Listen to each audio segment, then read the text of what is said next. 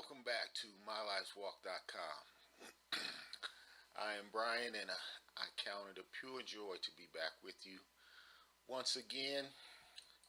And I hope and pray that all is well with you, and your walk with Christ is growing stronger, and that My Life's Walk has contributed to that. First, before I really get started, I want to congratulate my nephew and the arrival of his son, making my brother a two-time grandfather, his first grandson. So I'm praying for the parents of this new child, Josiah, that God gives them the wisdom and understanding to be the best parents that they can be. So let's get started. Excuse me, I have a little problem with my throat today, but I'm going to try to work my way through this. My question for today is, what did we agree to? And it's in reference to examining our mindset towards the agreement that we made with God when we accepted Him into our lives and accepted His principles and guidelines for our lives and how we should live that life. First and foremost, the premise or the scripture that I'm coming to you in regards to today's topic is Matthew 21 through 16. Now, I'm not going to read through all the verses, but I'm just going to give you an overview of what this parable is about.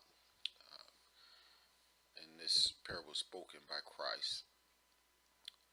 And it basically pertains to a man who owned a vineyard. And one morning he went into the town and he found some workers, and he hired them at a specific rate. And then, they agreed to it, and then he went back out a few hours later and found some more workers and hired them, and they agreed upon the rate. Now, he went back out twice more after that, and the last time he went out was in the evening. And again, he hired workers, and they agreed to an amount.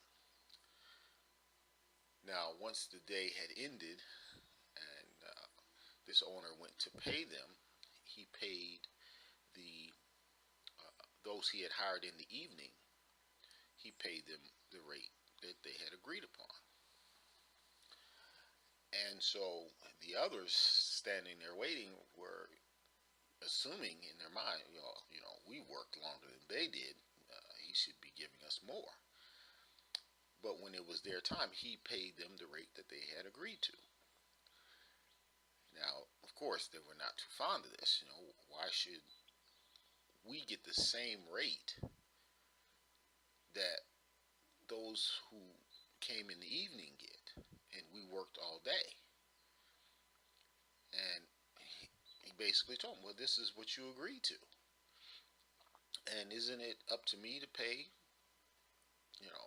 who I want to pay in my vineyard? And so he paid them and told them to go on their way. So it brings me to the basic question or the topic today. What did we agree to? Now, laying the groundwork as far as our individual lives. First of all, there should be an understanding that usually at the moment that we accepted Christ, there was some pain in our lives, some heartache, some distress, hopelessness, helplessness. Basically, we were broken at the time that we truly in our hearts accepted him. I want you to think back to that time. You know, what was going on? What brought you to a place? And 9 times out of 10, there was some kind of distress or hurt that was happening in our lives at that time. So we came to him and we accepted him in a broken space in our lives. Now, for some of us, well, we didn't really know his word. We didn't really understand the fullness of what was required of us when we made this agreement. But yet and still, we made the agreement. We accepted him. We acknowledged him as the head of our lives. And for others of us, like myself, who grew up in church, we had an idea, a basic premise of what his word said and what it required of us.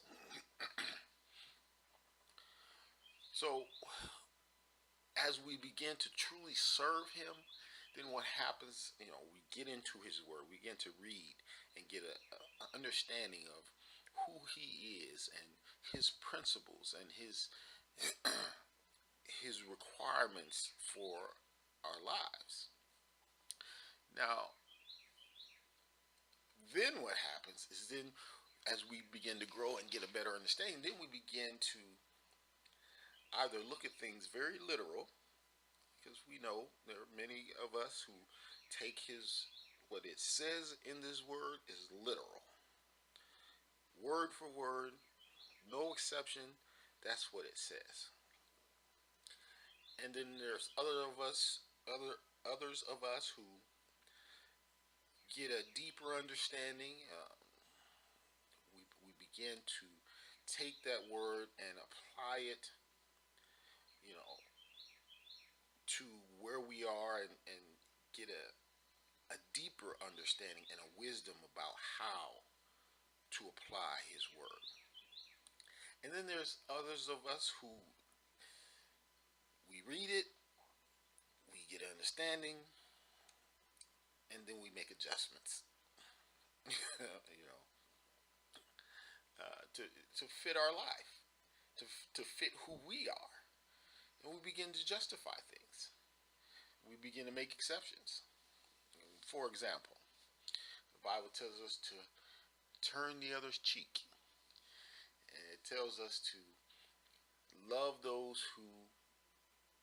our enemies and show love to our enemies. But we tend to say, you know what, we all good long as you don't put your hands on me. We make adjustments.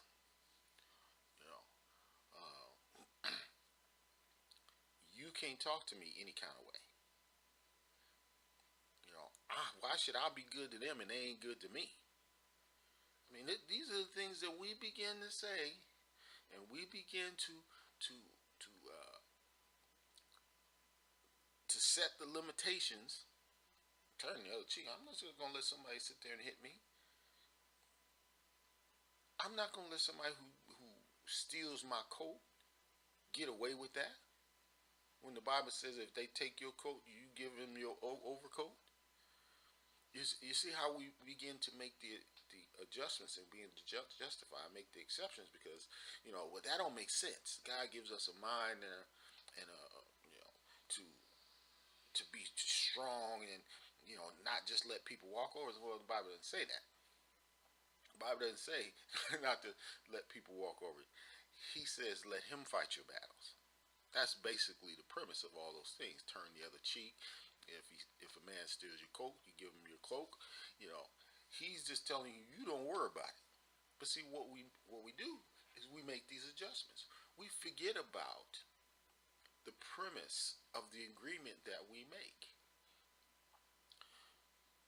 So even for myself, as I'm reading and getting an understanding of his word, there are moments, and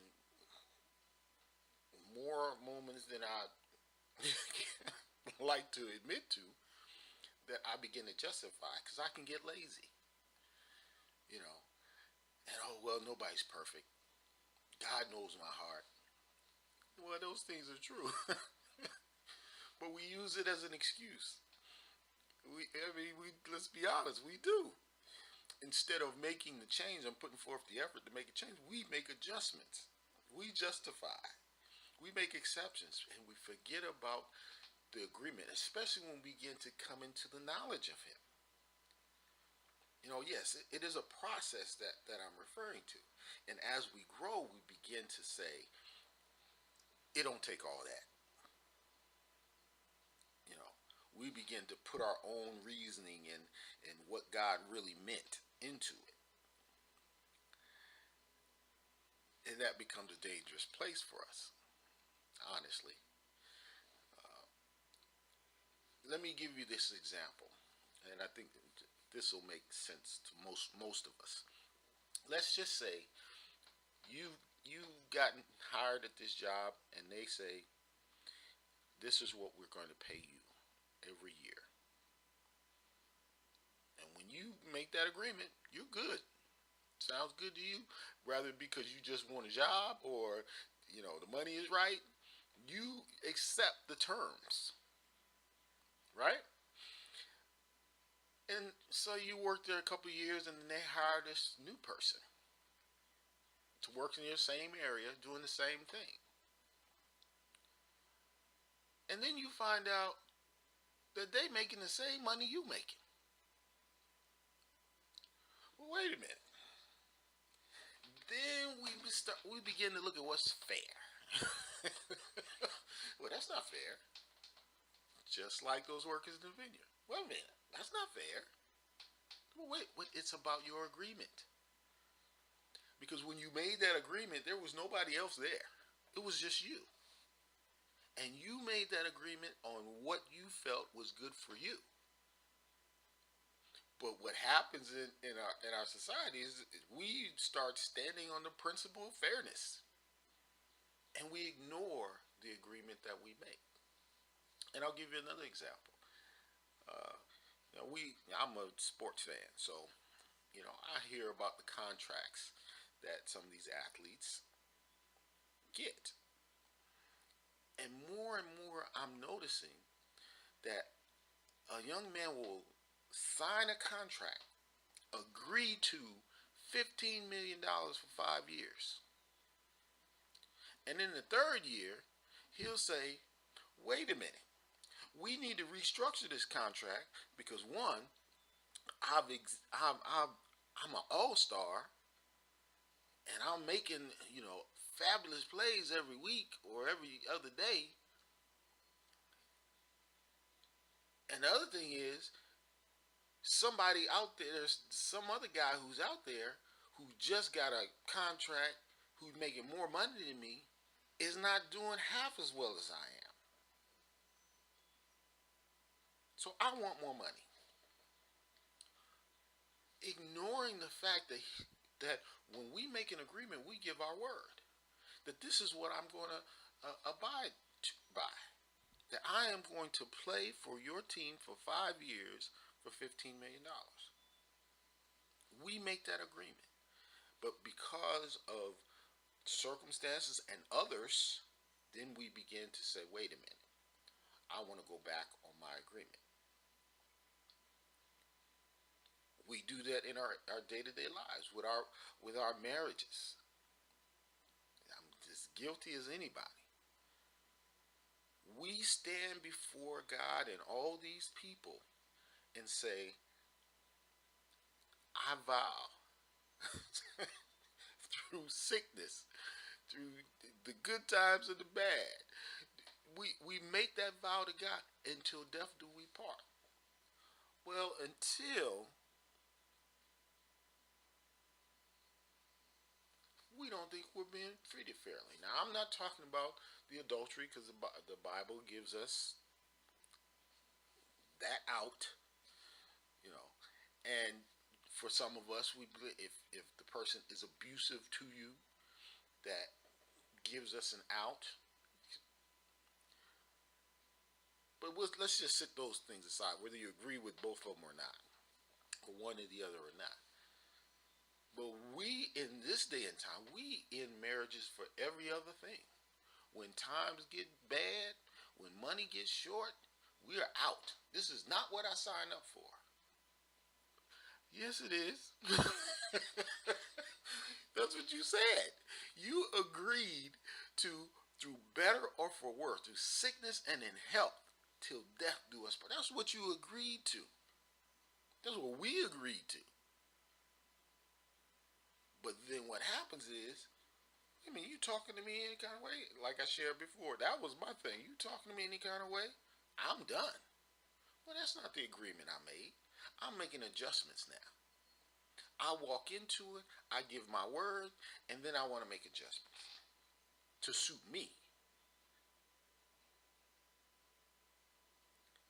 But we have to understand that that is not the agreement that we made. And we do the same in our spiritual life. We agree to serve God. We agree that we're going to live by His principles.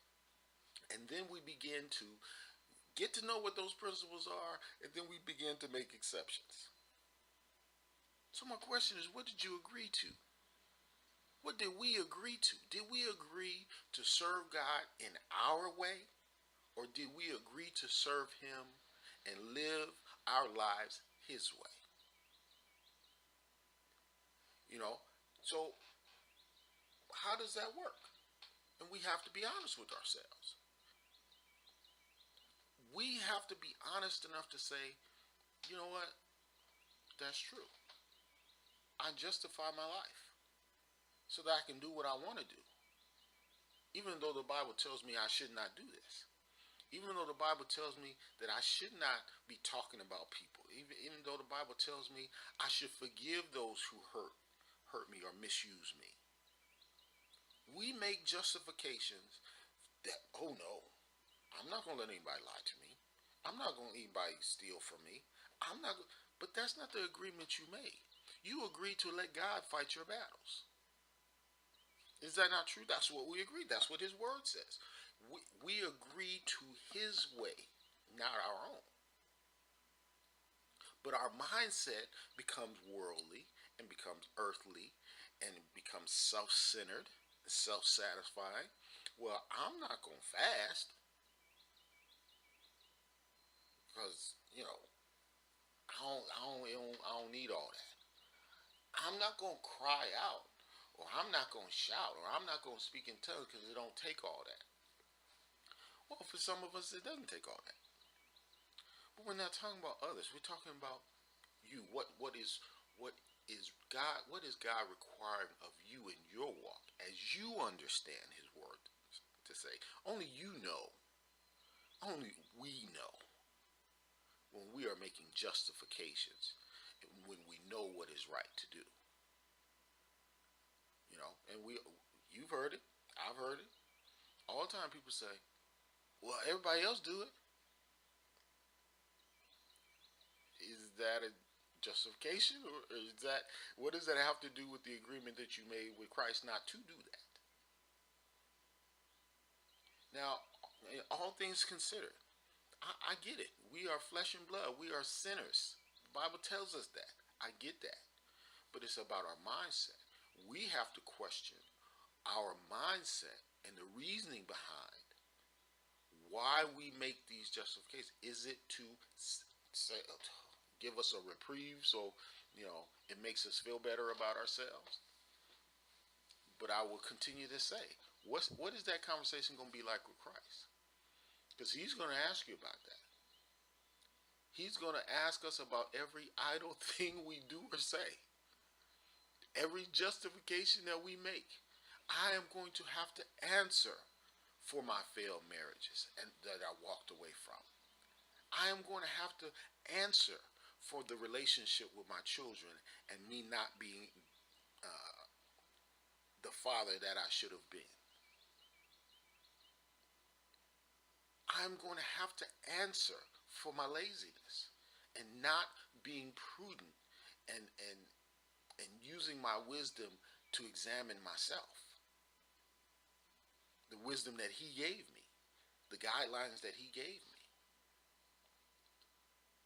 So we do have to step back.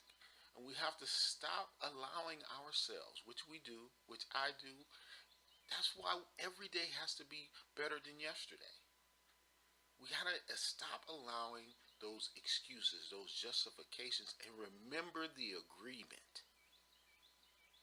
Because you can't unlearn what you know. And once you know what God requires of us, we can't now just say, okay, well, but that doesn't work. So we have to really begin to show the effort and put forth the effort not to live God on our terms, but to live the life that He has given us under His terms and by His principles. So we have to examine ourselves. We have got to stand and look in the mirror and say, I can't justify my behavior anymore. I have to ask for forgiveness. I have to make an endeavor, an effort to do better than I've done yesterday. So we have to do some serious self-examination. We do. And it's a daily thing. And I'm sharing this with you. I believe the reason why God is sharing this with me to share with you is because it's easy to fall into that justifying my life thing. It's easy to kind of make exceptions in certain situations. And that's how the enemy gets his foot in the door. And that's what we have to be careful for. So I hope and I pray that God opens your eyes and your heart and receive what He has given me to share. Like I said, not only for you, but for me as well. And I'm thanking Him for this opportunity. And I just want you to know that I love you and that I'm going to continue to pray for those of you, all of you, because God knows where to direct. He knows what I'm praying for, even if I don't. And that's that us as a people, the children of God, find our way closer to Him. May today be the first day of the rest of your wonderful life with Christ. Step out of the comfort zone and step into trust and belief and your faith in Him and lean on His principles and His way, and don't lean on our own understanding. Let us not lean on our own understanding. Thank you for your time, and God bless you. And until next time, love yourself.